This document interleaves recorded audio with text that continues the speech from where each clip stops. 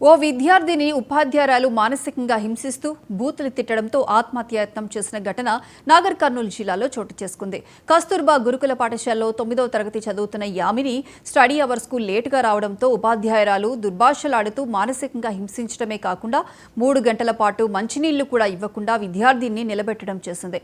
దీంతో మానసిక ఆందోళనకు గురైన యామిని కత్తితో చేయి కోసుకుని ఆత్మహత్యాయత్నం చేసింది.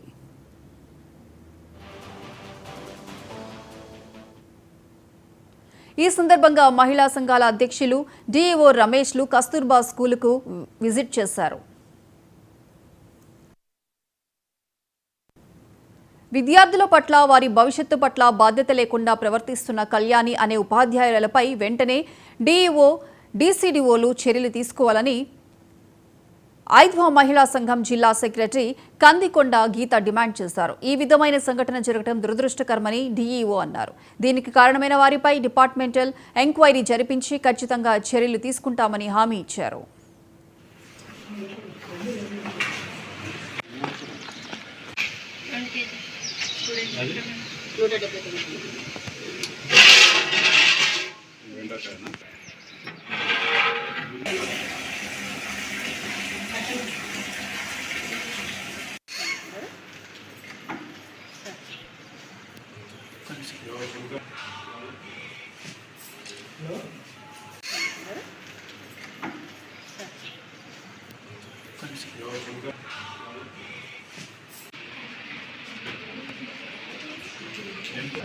అమ్మాయిని ఇక్కడ చేర్పించినాం మేము. పెద్ద అమ్మాయి 2 సంవత్సరాలు, ఈ అమ్మాయి ఈసారి వచ్చింది. పెద్ద అమ్మాయిని టార్చర్ చేసినప్పటి నుంచి మేము అడగలేదు. ఆ అమ్మాయిని ఉండడం మేడమే కదా మస్తు ఉంటాయి అని చెప్పి ఊకున్నాం. ఈ అమ్మాయిని గినంగా మొన్న పెద్ద అమ్మాయి 10th అయిపోయింది, తోలుకోవడానికి వస్తే ఆ అమ్మాయితోనే లొల్లు పెట్టుకుని పైసల విషయం ఆ అమ్మాయికి అప్పుడు వచ్చిన వల్ల కొద్దిగా హెల్త్ బాగాలేదని చెప్పి డబ్బులు ఇచ్చిపోయేది. ఆ మేడం దగ్గర పెట్టుకున్నది. పెట్టుకొని తర్వాత డబ్బులు ఇవ్వకుండా బట్టలు తెచ్చిచ్చింది. ఆ అమ్మాయికి బట్టలు తెచ్చిచ్చిన తర్వాత మిగతా డబ్బులు ఇవ్వని నన్ను అడిగింది తోలుకోవడానికి వచ్చిన రోజు.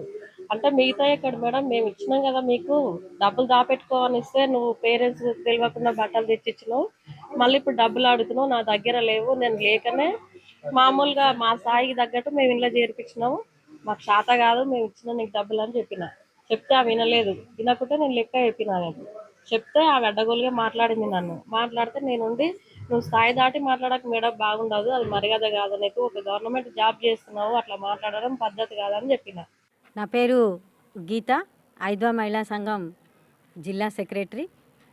నాగర్ కర్నూల్ జిల్లాలోని నాగనూలు కేజీబీవీ స్కూల్లో కళ్యాణ్ అనే